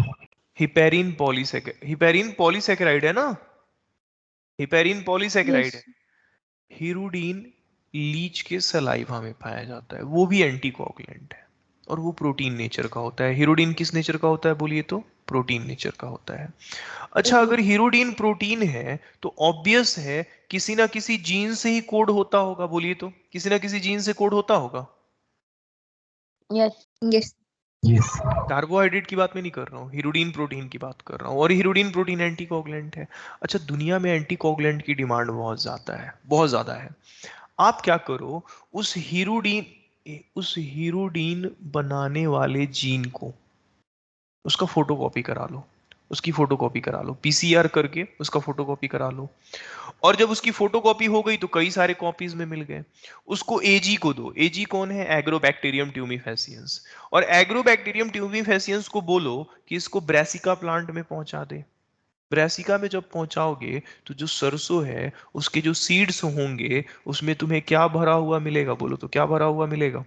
Hirudin. मत कर, ब्रासिका नेपस पढ़ लीजिए। हिरुडीन क्योंकि प्रोटीन है तो इसके जीन होंगे, इसके जीन को उठाइए और कहाँ डाल दीजिए, ब्रासिका में। तो hirudin is naturally occurring anticoagulant present in saliva of leech, therefore the gene encoding hirudin was chemically synthesize, उसका केमिकल सिंथेसिस किया गया और इंट्रोड्यूस कर दिया गया ब्रासिका नेपस में बाई एग्रोबैक्टीरियम। एग्रोबैक्टीरियम पहुंचाएगा तो उसका एक्सप्रेशन होगा तो वो प्रोडक्ट मिलेगा। कहाँ से मिलेगा? उसके सीड में मिलेगा। चलें आगे। Yes, sir. अगला है गोल्डन राइस। गोल्डन राइस पे आ जाते हैं। कह रहा है इसको गोल्डन राइस क्यों कहते हैं? सुनो, मैंने कहा कि दुनिया में बहुत सारे ऐसे लोग हैं, इवन इंडिया में देखोगे तो तुमको मीट, मटन, अंडा, मुर्गा, मछली सब मिल जा रहा है, दाल वाल सब मिल जा रहा है, महंगा दाल खरीद के खा ले रहे हो, मीट मुर्गा सब खा ले रहे हो, लेकिन कई लोगों को 2 वक्त की रोटी और चावल भी नहीं नसीब हो पा रही है। तो अब ऐसे लोगों तक विटामिन कैसे पहुंचाया जाए जो 2 वक्त की रोटी भी नहीं खा पा रहे हैं, चावल भी नहीं खा पा रहे हैं? तो ऐसा चावल तैयार किया गया जिसमें विटामिन ए इनरिच्ड था। इवन चलिए मैं बताता हूँ गोल्डन राइस के बारे में। एक ऐसा चावल है जिसमें विटामिन ए है। किसने डेवलप किया था? इंको पॉट्रिकस ने एंड पीटर बोयर ने। इसको बायोफोर्टिफिकेशन भी कह सकते हो, कह सकते हो या नहीं कह सकते हो? न्यूट्रिशनल वैल्यू बढ़ाए Yes. हो फूड की प्रोडक्ट को, तो ये Yes. बायोफोर्टिफिकेशन भी है। जो चावल की वैरायटी यूज किया गया था उसका नाम था ओराइजा सटाइवा। एक्चुअली तुम देखते हो कि चावल की जो ग्रेन होती है वो वाइट होती है, उसके ऊपर जो चाफ होता है, वो ब्राउन कलर का होता है। अगर अगर मैं बताऊं इस चावल की, तो इस चावल का ग्रेन वाइट ना होके गाजर के जैसा होता है। क्यों गाजर के जैसा होता है? तो सुनिए, इसके दानों में येलो कलर का दाना होता है और क्या पाया जाता है? Beta beta carotene. Beta carotene हर पीला दिखने वाले फ्रूट में पाया जाता है, जैसे गाजर में। वो ना प्रो विटामिन है। इसी बीटा कैरोटीन को तुम्हारा लिवर जो है विटामिन ए में कन्वर्ट कर देता है। तो चावल खाओगे, चावल कैसा? तो पीला कलर का होगा। उसमें क्या होगा? तो प्रो विटामिन होगा। क्या होगा प्रो विटामिन? बीटा कैरोटीन तुम्हारे लिवर में जाएगा और विटामिन ए बनाएगा। तो कुपोषण दूर करने में ये मदद करता है, ठीक है, माल न्यूट्रिशन दूर करने में। Yes. बोलो। ठीक है, अगला जो टॉपिक आपको पढ़ाने जा रहे हैं उस टॉपिक का नाम है, ध्यान दीजिएगा, बहुत ही इंपॉर्टेंट टॉपिक है, आरएनए इंटरफेरेंस। क्या है आरएनए इंटरफेरेंस? तो पहले नाम सुनिए। आरएनए आई इसको कहते हैं, एंटी सेंसिंग टेक्निक कहते हैं। चलिए इसको पढ़ेंगे हम लोग, देखते हैं, शायद मैंने नोट्स पे कुछ समझा के रखा होगा। चलिए समझाते हैं। हम्म, देख लेते हैं क्या है। मैंने डिटेल में लग रहा है इसको समझा रखा है। इसको लिख के समझाएं या फिर इसी पे समझा दे? बोलो तो। Sir, लिख के समझ। नहीं मानेगा सभी सब। चलो लिख के समझाते हैं। 1 मिनट रुक जाओ बस, इसका लिख के ही समझा देते हैं। क्या ही जा रहा है, कौन सा मेरा पैसा जा रहा है? पढ़ो, पर नहीं आए हो तुम लोग। 1 मिनट रुक जाओ बस, लिख के ही समझा देते हैं। पूरा पेज मिटाना पड़ेगा ना? नहीं तो पूरा पेज नहीं मिटाएंगे ना, एक काम करते हैं, क्योंकि फिर इन बच्चों का नोट्स खराब हो जाएगा। आप लोगों के लिए इसी में एक दूसरा पेज ऐड करते हैं, उस पर समझा देते हैं क्या? तो फिर ये नोट्स खराब हो जाएगा, पता चला जो बच्चे इस पे समझे होंगे उनको दिक्कत होगा। सेम चीज को हम दोबारा दूसरे पेज पे लिख के समझा देते हैं। रुक जाओ, इधर से 1 मिनट रुक जाओ।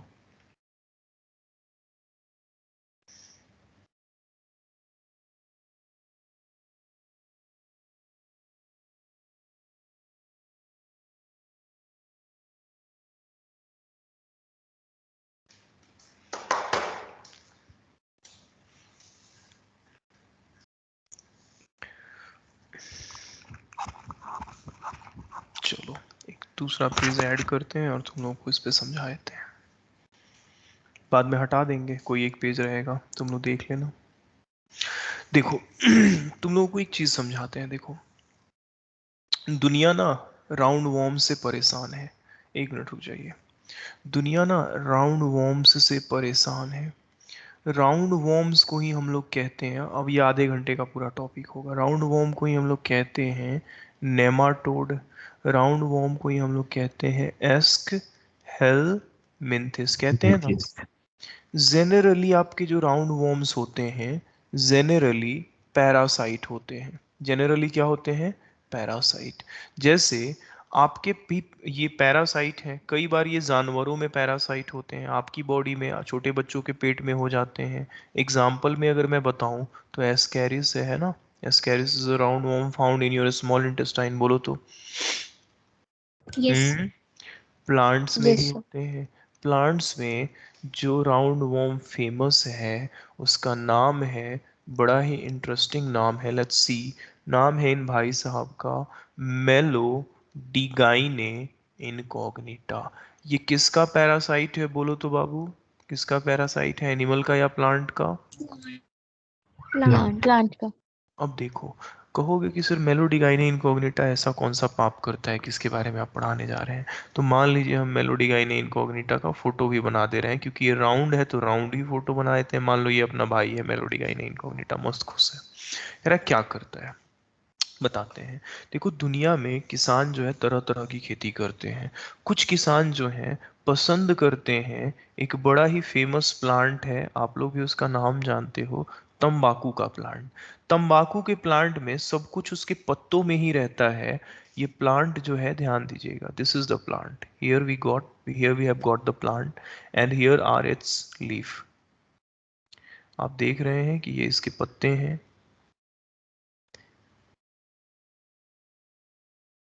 ये इसके लीफ है, ठीक, ये लीफ है, ये रूट है। प्लांट कौन सा है बोलो तो, टोबैको। कौन सा प्लांट है? Tobacco.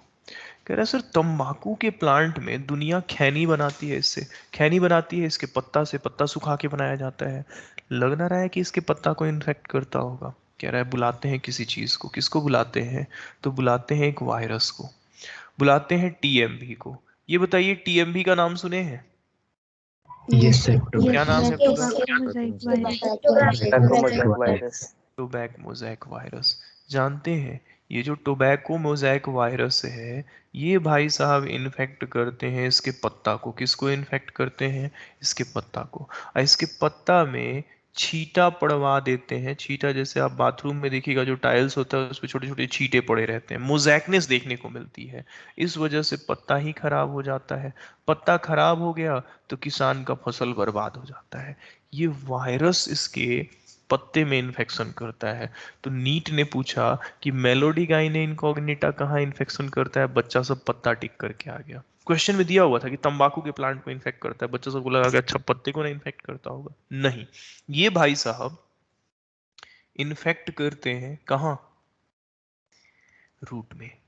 And in fact and forms, क्या बनवाते हैं? तो देखिए, इसकी रूट में जाके बैठ जाता है, और इसकी रूट में बैठ के इसकी रूट में गांठ बनवा देता है, ऐसे गांठ बनवा देता है। इस गांठ को हम लोग कहते हैं, ध्यान दीजिएगा, क्या कहते हैं? And forms what? Root knot. क्या बनवाता है बोलो तो? Root Root knot. knot. Not. अगर देखो, प्लांट का जड़ है, उसी से मिनरल और न्यूट्रिएंट वो खींच रहा है, अगर उसमें गांठ बन जाएगा तो मिनरल न्यूट्रिएंट एब्जॉर्ब नहीं कर पाता है। Decrease in mineral and nutrient absorption, और फिर प्लांट की क्या हो जाती है? डेथ हो जाती है। एंड देन प्रोडक्शन डिक्रीजेस, आप कह सकते हो। ठीक, आया बात समझ में? Yes, sir. Yes, sir. NEET पूछ लिया, रूट को इन्फेक्ट करता है। कह रहा है क्या पढ़ाना चाहते हो सर, सीधा बताओ। अब कह रहा है जब किसानों को इतना नुकसान हो रहा है तो बायोटेक की मदद से कुछ किया जा सकता है। अब जो किया जा सकता है वही हम लोग पढ़ने जा रहे हैं। क्या करेंगे हम लोग, चलिए आपको समझाते हैं, बड़े ही आराम से आप सुनिएगा। हम आपको पढ़ाने जा रहे हैं कि बायोटेक की मदद से आप क्या कर सकते हो। एक सेकेंड रुकना। अरे यार, बायोटेक की मदद से आप क्या कर सकते हो वो ध्यान से समझना।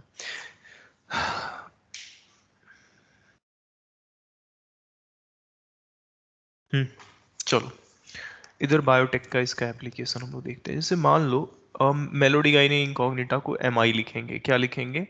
एम आई लिखेंगे। एम आई के बारे में अब बात करते हैं। जैसे मान लो कि अपना एम आई है, मेलोडिगाइने इनकॉग्निटा है। अच्छा, एम आई है तो तुम्हारी बॉडी में बहुत सारे इंपॉर्टेंट एंजाइम्स हैं। मान लो इसकी बॉडी में कोई बहुत इंपॉर्टेंट जीन है, हैव एनी इंपॉर्टेंट जीन। मान लीजिए कोई बहुत इंपॉर्टेंट जीन है। अच्छा, उस बहुत इंपॉर्टेंट जीन से जब ट्रांसक्रिप्शन हो रहा होगा तो क्या बन रहा होगा? एमआरएनए। एमआरएनए से क्या बन रहा होगा?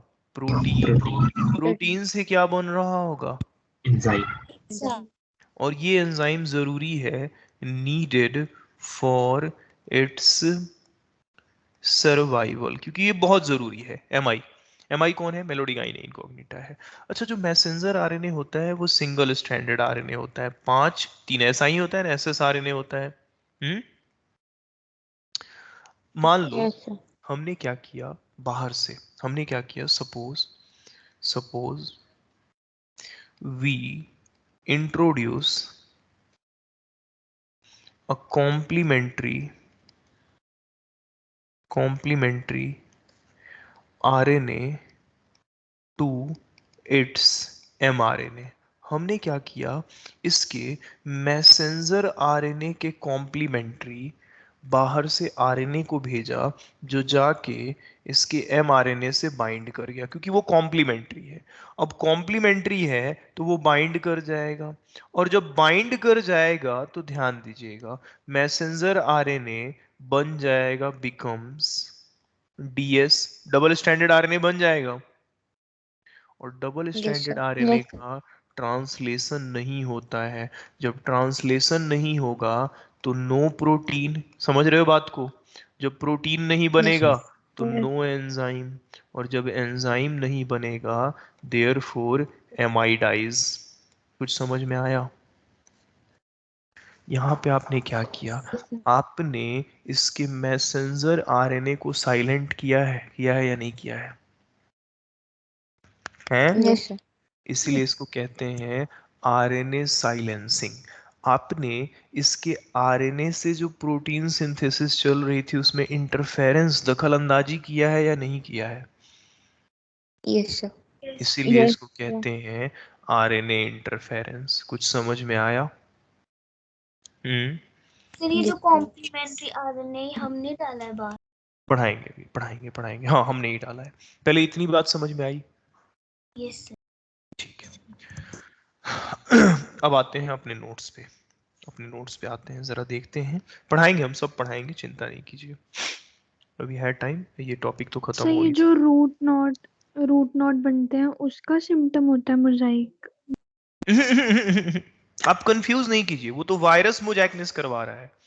ये यस। इसके इसके रूट में इन्फेक्शन कर रहा है, इसीलिए मैंने समझाया, दोनों अलग अलग चीज है। वायरस की वजह से मोजैक्नेस, इसकी वजह से रूट नॉट, और रूट नॉट की वजह से मिनरल नहीं मिलेगा, प्रोडक्शन डाउन होगा। ठीक है? Yes sir. बच्चे सोचते हैं कि इसकी वजह से मोजैक्नेस हुआ है, जबकि मोजैक्नेस तो वायरस की वजह से होता है। ठीक है? Yes sir. सो मतलब दोनों यस। अलग अलग अलग टर्म। अलग हैं, दोनों अलग अलग हैं, इसीलिए दोनों को एक साथ बताए हैं। देखो इसमें क्या है, आरएनए इंटरफेरेंस में क्या है, पढ़ो।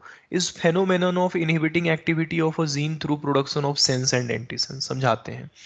ये सारे यूकैरियोट्स में होता है as a method of cellular defence, बताते हैं।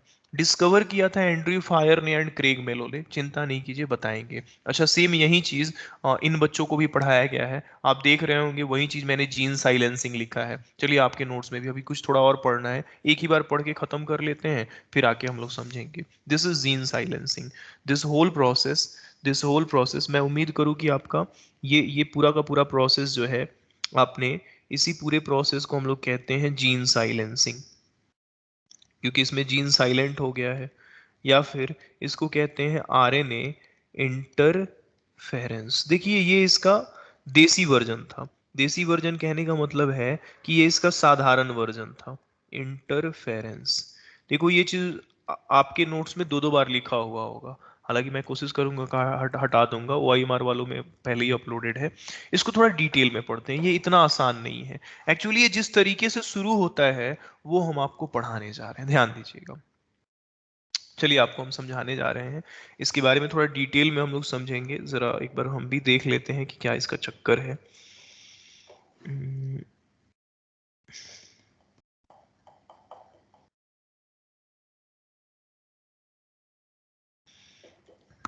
पहले ना इसको पढ़ना पड़ेगा, इसके लैंग्वेज को पहले पढ़ना पड़ेगा, फिर हम लोग वापस आके इसका डिटेल समझेंगे, क्योंकि लैंग्वेज बिना पढ़े इसका काम नहीं होगा।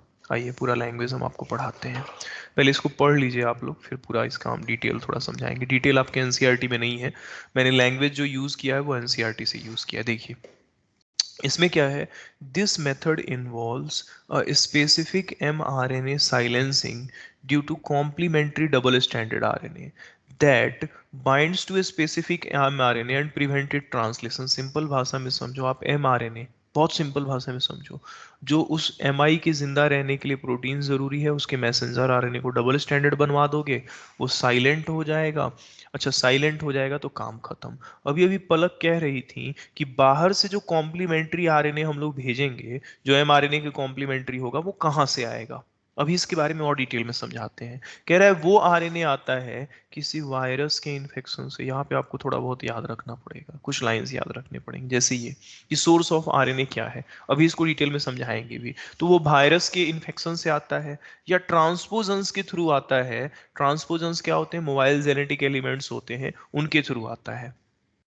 अब देखिए इस चीज को हम लोग करते कैसे हैं, आपको इसको जरा डिटेल में समझाते हैं।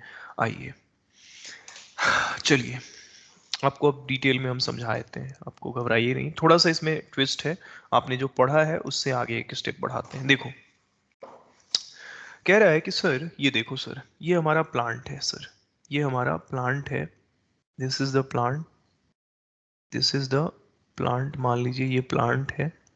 और सर इस प्लांट के ना रूट में इन्फेक्शन हुआ है, क्या हुआ है इसके रूट में जरा बताइए तो, इन्फेक्शन, Infection. इसकी रूट में इन्फेक्शन हुआ है। और वो इन्फेक्शन एक पैरासाइट का है, जिसको जिसका नाम आपको पता है, इसकी रूट में रूट नॉट हुआ है। ठीक है, आप चाहते हैं कि इस प्लांट को छुटकारा मिल जाए, ये तंबाकू का प्लांट है, कैसे छुटकारा दिलवाएंगे। सेम चीज है कि इस रूट नॉट में क्या है एमआई, एमआई बोले तो मेलोडिगाइने इनकॉग्निटा, ठीक है हम लोग जानते हैं, बैठा हुआ है, उसको कैसे मारेंगे अब देखिएगा, डिटेल मैकेनिज्म पढ़ा रहे हैं। देखो प्लांट में डिजायर्ड जीन को पहुंचाने के लिए स्पेशलिस्ट है अपने पास, उसका नाम है एग्रोबैक्टीरियम। क्या नाम है जरा बताइए तो, एग्रोबैक्टीरियम। Agrobacterium. हम एग्रोबैक्टीरियम Agrobacterium. बुलाएंगे, हम बुलाएंगे एग्रोबैक्टीरियम को। एग्रोबैक्टीरियम में क्या करेंगे कि एग्रोबैक्टीरियम के प्लाज्मिड में, ध्यान दीजिएगा, एग्रोबैक्टीरियम के प्लाज्मिड में एक डबल स्ट्रैंडेड, ध्यान दीजिएगा, एक डबल स्ट्रैंडेड डीएनए डालेंगे हम लोग। ये एक डबल स्ट्रैंडेड, आपको बताते हैं ये डीएनए क्या करेगा, या फिर इसी को हम लोग कह रहे हैं डिजायर्ड जीन। सुनते रहिए आपको सब समझ में आ जाएगा। ये एक डिजायर्ड जीन है, और इस एग्रोबैक्टीरियम को कहेंगे कि इन्फेक्ट करो इस तंबाकू प्लांट के सेल को, infect tobacco cell, tobacco plant cell. जब ये अपना ये एग्रोबैक्टीरियम इन्फेक्ट करेगा, तो आपको एक बात तो पता है कि आपके डिजायर्ड जीन को ये प्लांट के सेल के जीनोम में पहुंचा देगा या नहीं पहुंचा देगा, बोलिए। Yes, sir. प्लांट सेल, अब इस प्लांट सेल में तुम्हारा ये डिजायर्ड जीन पहुंच गया या नहीं पहुंच गया, बोलो तो। Yes, sir. Yes, sir. Yes, sir. Production of desired gene। अब इस डिजायर्ड जीन की कहानी आपको बताते हैं। देखो ये डिजायर्ड जीन क्या करेगा, हम इसके बाद की कहानी आपको पढ़ाने जा रहे हैं। इधर साइड में तुम्हारा इन्फेक्टेड ये प्लांट है, ये पूरा डिटेल आपको पढ़ा रहे हैं, ये डिटेल एनसीईआरटी में नहीं है, मॉड्यूल में डिटेल पढ़ा रहे हैं। देखिए अब कैसे उस पैथोजन को मारा जाएगा, बड़े आराम से समझिएगा, एक एक बात समझिएगा। हमने एक डबल स्टैंडर्ड डीएनए भेजा है, ये खास तरह का डीएनए है। जानते हैं ये डीएनए कैसा है, सुनिए, ये जो डीएनए है, ये जो डीएनए है, ये खास तरह का डीएनए है। ये 5, ये 3, ये 5, ये 3, this is a DNA, this is a DS DNA. ये डीएनए क्या करेगा, इसके दोनों स्ट्रैंड पे ट्रांसक्रिप्शन होगा, प्रोड्यूस करेगा, ध्यान दीजिएगा, ये जो आपका डबल स्टैंडर्ड डीएनए है, ये प्रोड्यूस करेगा अपने दोनों स्ट्रैंड पे ट्रांसक्रिप्शन करके, ध्यान दीजिएगा, ये प्रोड्यूस करेगा 2 आरएनए, एक 3 से 5 और एक 5 से 3, 2 आरएनए बनाएगा। अच्छा ये दोनों है क्या, तो ये है, ध्यान दीजिएगा, प्रोड्यूस करेगा आरएनए, कैसे आरएनए हैं? तो इसमें एक सेंस स्ट्रैंड है, सेंस, और एक आरएनए है एंटी सेंस। सेंस और एंटी सेंस का नाम मैम ने आपको पढ़ाया होगा या सर ने? ठीक। Yes, sir. ये डीएनए Yes, कैसा sir. है? ये खास तरह का डीएनए है जो इस प्लांट के सेल में सेंस आरएनए भी बनाएगा और साथ साथ क्या बनाएगा बोलो तो? Anti-sense RNA. मारेंगे, हम मारेंगे, चिंता नहीं करो, पीछे ही वाले थीम पे मारेंगे उसको, लेकिन बस पहले समझो। कह रहे हैं सर जानते हैं क्या होगा? ये दोनों आरएनए सेंस और एंटी सेंस आपस में कॉम्प्लीमेंट्री होता है। जनरली तुम्हारे डीएनए से एक सिंगल स्ट्रैंडेड आरएनए बनता है, लेकिन इस डीएनए का ऐसा इंट्रोडक्शन है कि ये सेंस और एंटी सेंस दोनों बनाएगा। अच्छा, ये डीएनए कहाँ से आएगा? तो अभी अभी बता रहे थे, इस डीएनए का सोर्स होगा। सोर्स क्या होगा बोलो तो? वायरल इन्फेक्शन या ट्रांसपोजोन, बोल रहे थे? Yes, sir. वायरल इन्फेक्शन, या फिर ये डीएनए कहां से आया होगा? ट्रांसपोजन से। और उसको हमने एग्रोबैक्टीरियम की मदद से कहां डाल दिया है बोलो तो? Plant cell. Plant cell में. अच्छा, प्लांट्स ये में। सेंस और एंटी सेंस दोनों स्ट्रैंड आपस में कॉम्प्लीमेंट्री होते हैं। आर कॉम्प्लीमेंट्री, क्योंकि जब सेंस और एंटी सेंस कह ही रहे हैं बाबू, तो उसका मतलब ही होता है कॉम्प्लीमेंट्री टू इच अदर। ध्यान दीजिएगा। अब ये क्या होता है, दोनों आरएनए बने, तुम्हारे उसके डबल स्टैंडर्ड आरएनए से दो आरएनए बने, और वो दोनों आरएनए आपस में कॉम्प्लीमेंट्री हैं। बस दोनों मिलके एक डबल स्टैंडर्ड आरएनए बना देंगे। दोनों मिलके एक डबल स्टैंडर्ड आरएनए बना देंगे। एक बात जानिए, किसी भी सेल में, जैसे प्लांट सेल हो या एनिमल सेल हो, तुम्हारे सेल में डबल स्टैंडर्ड आरएनए नहीं बनता है, बनता ही नहीं है डबल स्टैंडर्ड आरएनए। और जब भी बनता है, जैसे मान लो, सुनना मेरी बात को, मेरा सेल है, मेरे सेल में जब ट्रांसक्रिप्शन चलता है, तो एक डबल स्टैंडर्ड डीएनए से हर बार सिंगल स्टैंडर्ड आरएनए बनता है। इतनी बात तो जानते हो ना? एक ही स्ट्रैंड पे ट्रांसक्रिप्शन होता है, पढ़े हो? Yes, sir. Yes sir. अब कहो, Yes. Yes, sir. सुनो, मान लो मेरी बॉडी में एक वायरस घुसा, उस वायरस के पास डबल स्टैंडर्ड आरएनए है। ऐसा अगर तुम्हारी बॉडी में डबल स्टैंडर्ड आता है ना आरएनए, किसी भी तरह से, चाहे प्लांट या एनिमल की बॉडी में, तो एक खास तरह का मैकेनिज्म शुरू हो जाता है। या तो तुम इसको ऐसे बनवाओ, या फिर गलती से आ जाए, मान लो किसी प्लांट को या एनिमल को कोई वायरस इन्फेक्ट कर दे, या फिर तुमने ऐसे डबल स्टैंडर्ड आरएनए बनवा दिया। जैसे ही एक डीएस आरएनए बनता है, ये शुरू कर देता है हर यूकैरियोटिक सेल में, किसी, मेरे सेल में, तुम्हारे सेल में, प्लांट के सेल में, किसी भी सेल में अगर डबल स्टैंडर्ड आरएनए गलती से भी बन गया है, इनिशिएट करेगा, इट इनिशिएट्स, ये एक तरह का प्रोटेक्टिव मैकेनिज्म है, it initiates RNA I, RNA interference शुरू करेगा, जो कि अकर करता है सारे यूकैरियोटिक सेल में, occurs in all eukaryotic cell. कहोगे सर इससे क्या फायदा है? थोड़ी देर के लिए मान लो कि ये हमने भेजा नहीं था, मेरे सेल में कोई डबल स्टैंडर्ड जीनोम वाला वायरस घुसा था और उसका डबल स्टैंडर्ड आरएनए घुसा था। अब मेरी बॉडी में आरएनए इंटरफेरेंस शुरू हो जाता है, या प्लांट की बॉडी में आरएनए इंटरफेरेंस शुरू हो जाता है। देखना कैसे मेरा बॉडी इससे बचेगा, देखना इस डबल स्टैंडर्ड आरएनए से, क्योंकि एक वायरस का जीनोम है, हालांकि हमने बाहर से भेजा है, लेकिन अगर आया होता तो हमारी ही बॉडी उससे कैसे बचती, वो आपको समझाते हैं। देखना क्या किया जाएगा। या फिर आप इसको ऐसे समझो, जैसे ही डबल स्टैंडर्ड आरएनए बनता है, तुम्हारी बॉडी में, ध्यान दीजिएगा, कुछ खास तरह के प्रोटीन्स पाए जाते हैं। उनका काम ही है डबल स्टैंडर्ड आरएनए को ढूंढ के काटना। डाइसर आ जाता है, डाइसर एंजाइम। डाइसर एंजाइम क्या करता है? कटर है, वो इस डबल स्टैंडर्ड आरएनए को छोटे छोटे आरएनए में पहले काट देता है। किसी की भी बॉडी में, जैसे इस प्लांट की भी बॉडी में बना है ना, हालांकि ये तुम्हारे इंट्रोडक्शन की वजह से बना है, डाइसर इसको काट देगा और इसको कहेंगे स्मॉल इंटरफेयरिंग आरएनए। क्या कहेंगे इसको? स्मॉल इंटरफेयरिंग आरएनए या एसआई आरएनए। देखते रहिएगा, एसआई आरएनए, एसआई आरएनए बन गया। इसी एसआई आरएनए से, ध्यान दीजिएगा, आपके सेल में, हालांकि आपने इसके सेल में ऐसा करवाया है, इसके सेल में क्या होगा, ध्यान दीजिएगा, नेक्स्ट स्टेप, एक खास तरह का एंजाइम आके बाइंड कर जाता है इस स्मॉल इंटरफेयरिंग आरएनए से। रिस्क, उसका नाम है रिस्क बाइंड्स विद, समझाते हैं आप, चिंता नहीं कीजिएगा, फाइनल बार में आपको समझ में आ जाएगा। Risk bind with siRNA। सवाल उठता है सर रिस्क क्या है? तो रिस्क है RNA induced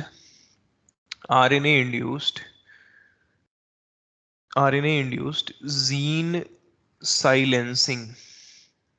silencing complex.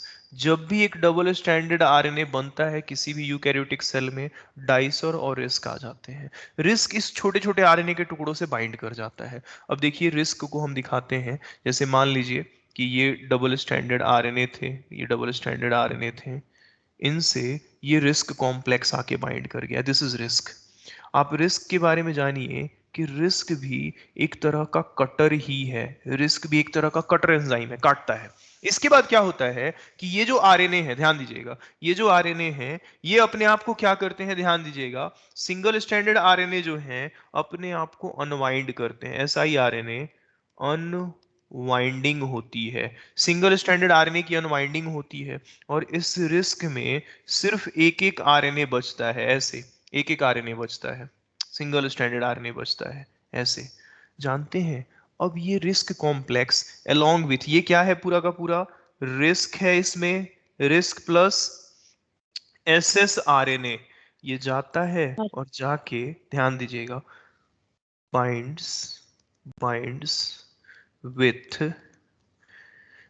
With mRNA। किसके mRNA से? तो mRNA ऑफ mi, कॉम्प्लीमेंट्री होता है उसके। जैसे मान लीजिए हमारा इसका mRNA कहाँ था, mi का mRNA, जैसे मान लीजिए कि दिस वाज द mRNA, ये mRNA था। किसका mRNA है जरा बताइए तो? ये 5-3, उससे ये जाके बाइंड कर जाता है, उससे ये जाके बाइंड कर जाता है। जैसे ही बाइंड करता है, बाइंड कर जाता है, और इसमें रिस्क भी लगा हुआ है, ये रिस्क भी लगा हुआ है। रिस्क क्या करता है, ध्यान दीजिएगा, RISC cuts mRNA therefore no translation. अब रिस्क क्या करता है, इसके मैसेंजर आरएनए को ही काट देता है। एक तो डबल स्टैंडर्ड बनवा दिया और दूसरा काट दिया तो मैसेंजर आरएनए छोटे छोटे टुकड़ों में बढ़ जाता है। No translation, therefore no protein, therefore no enzyme, therefore क्या होगा, कौन मर जाएगा? MI. MI. MI dies. अब चक्कर ये है ना कि इतनी कॉम्प्लेक्स बात कैसे आप समझोगे इसको ना, बड़े सिंपल तरीके से अब सुनना एक बार और। कह रहा है कि सर MI से छुटकारा पाने का एक तरीका है। तरीका ये है कि प्लांट में हमें एक डबल स्ट्रैंडेड आरएनए बनवाना पड़ेगा, और उस आरएनए की खासियत ये होगी कि उसका स्ट्रैंड जो है, सिंगल स्ट्रैंड, कॉम्प्लीमेंट्री होगा MI के आरएनए से। लेकिन ये डबल स्टैंडर्ड आरएनए सर बनवाया कैसे जाए? तो बाहर से एक डीएनए भेजा जाता है। ये डीएनए कहाँ से लाया जाता है? तो कोई वायरस के इन्फेक्शन से निकला हुआ होता है या ट्रांसपोजन से निकला होता है। एग्रोबैक्टीरियम को कहा जाता है कि पहुंचा दो, फिगर आप देखते रहिएगा, एग्रोबैक्टीरियम पहुंचा देता है। ये डबल स्टैंडर्ड डीएनए क्योंकि वायरस से ही बना होता है, ये दोनों स्ट्रैंड पे ट्रांसक्रिप्शन करके सेंस और एंटी सेंस वाला आरएनए प्रोड्यूस करता है। दोनों आपस में कॉम्प्लीमेंट्री होते हैं। जैसे ही डबल स्टैंडर्ड आरएनए बनता है किसी भी सेल में, चाहे मेरे या उस प्लांट के सेल में, उसकी बॉडी में शुरू हो जाता है क्या, आरएनए इंटरफेरेंस। जो भी आरएनए उसकी बॉडी में बाहरी बन रहा होगा उसके साथ ये जाके इंटरफेयर करेगा। कैसे? तो डाइसर आता है, डाइसर इस आरएनए को काटता है, डबल स्टैंडर्ड आरएनए को डाइसर काट देता है। रिस्क आता है, रिस्क इस छोटे छोटे आरएनए से जाके बाइंड कर जाता है। फिर ये आरएनए एक स्ट्रैंड में बन जाते हैं, रिस्क कभी भी बाइंडेड रहता है, और जाके ये आरएनए कॉम्प्लीमेंट्री होता है एमआरएनए के। किसके? एमआरएनए के, होस्ट के, जो उसमें बैठा हुआ है, जो पैरासाइट, उससे बाइंड करता है, और तब रिस्क उस एमआरएनए को ही काट देता है। कहानी खत्म। समझ में आई बात? बोलिए तो। Yes, sir. Yes, sir. अब इस चीज को, कुछ लाइंस आपको एनसीईआरटी से ध्यान रखने होंगे, हम दिखाते हैं क्या ध्यान रखना होगा। ध्यान रखना होगा कैसे, थोड़ा पढ़ते टाइम में थोड़ा सा बारीकियों को समझना होगा, आपको हम समझाते हैं, वापस से हम पढ़ के सुनाते हैं, आप समझ जाइएगा। अभी है टाइम हमारे पास, पढ़ लीजिए, आपको दिखाते हैं। देखिए यहाँ देखिए, इसमें क्या है, इसमें पढ़िए शुरू से, अब शुरू से पढ़िए। क्या लिखा हुआ है कि is phenomenon of inhibiting activity of a gene, किसी भी जीन की एक्टिविटी को कैसे इनहिबिट किया जा रहा है, सेंस और एंटी सेंस बनवा के। सारे यूकैरियोट में आरएनए इंटरफेरेंस होता है, सेलुलर डिफेंस का मैकेनिज्म है। जब भी तुम्हारे सेल में डबल स्टैंडर्ड आरएनए बनेगा, तुम्हारी बॉडी आरएनए इंटरफेरेंस शुरू कर देगी। क्या होता है आरएनए इंटरफेरेंस, आइए पढ़ाते हैं। कह रहा है इसमें क्या होता है, सुनना, अब पढ़ते चलो, देखो पढ़ के सुनाते हैं। This method involves a specific mRNA silencing, एक खास तरह की मैसेंजर आरएनए को साइलेंट किया जाता है। कैसे, तो उसका एक कॉम्प्लीमेंट्री डबल स्ट्रैंडेड आरएनए बनवा के, जो कि उसी एमआरएनए के स्पेसिफिक होता है और उसकी वजह से उसकी ट्रांसलेशन नहीं होती है। कह रहा है कि सर ये कॉम्प्लीमेंट्री आरएनए जो है, जो कॉम्प्लीमेंट्री आरएनए, जो डबल स्टैंडर्ड आरएनए बन रहा है, इसका सोर्स कहां से आएगा, तो इन्फेक्शन ऑफ वायरस, जिसके पास आरएनए जीनोम हो, ट्रांसपोजन्स। कह रहा है कैसे काम करवाइएगा, तो हम लोग एग्रोबैक्टीरियम को पकड़ेंगे, जो कि वेक्टर है, जो जो जो जो हमारे नेमाटोड स्पेसिफिक जीन को लेके जाएगा, जो पैरासाइट उसमें बैठा हुआ है उसी के लिए स्पेसिफिक जीन को पहुंचा देगा होस्ट प्लांट में। और इस इंट्रोडक्शन की, द इंट्रोडक्शन ऑफ डीएनए, हम लोग डीएनए भेज रहे हैं, इसकी वजह से क्या होगा कि ये प्रोड्यूस करेगा both sense and anti sense RNA in host cell. और ये सेंस और एंटी सेंस आरएनए आपस में कॉम्प्लीमेंट्री होंगे, जिसकी वजह से एक डबल स्टैंडर्ड आरएनए बनेगा, और इसकी वजह से शुरू हो जाएगा आरएनए इंटरफेरेंस। और इसकी वजह से बीच की कहानी एनसीईआरटी नहीं पढ़ाता है डाइसर फाइसर के बारे में। क्या होगा कि उसका स्पेसिफिक एमआरएनए साइलेंट हो जाएगा, पैरासाइट मर जाएगा और आपको छुटकारा मिल जाएगा। और इस तरह का छुटकारा हमने मेलोडिगाइने इनकॉग्निटा के इन्फेक्शन से भी पाया है। किस प्लांट में, तंबाकू के प्लांट में। सबको समझ में आया? Yes, sir. Yes, sir. Sir देखो। जो वो Yes, डीएनए हमने डाला था वो वायरस से डाला था। हाँ, वो वायरस जीनोम का हिस्सा होता है। वायरसेस क्या होते हैं ना, जैसे मान लीजिए कि वायरस कैसे क्या करते हैं, आरएनए वाले होते हैं, लेकिन Yes. आपके आपके पास तो डीएनए होता है ना, तो जब वायरस आपको इन्फेक्ट करता है ना, तो वो अपने आरएनए से डीएनए बनवाता है, और उसका डीएनए आके आपके डीएनए में सेट हो जाता है, और फिर वो आरएनए बनाता है अपने लिए। समझ में आ रही है बात?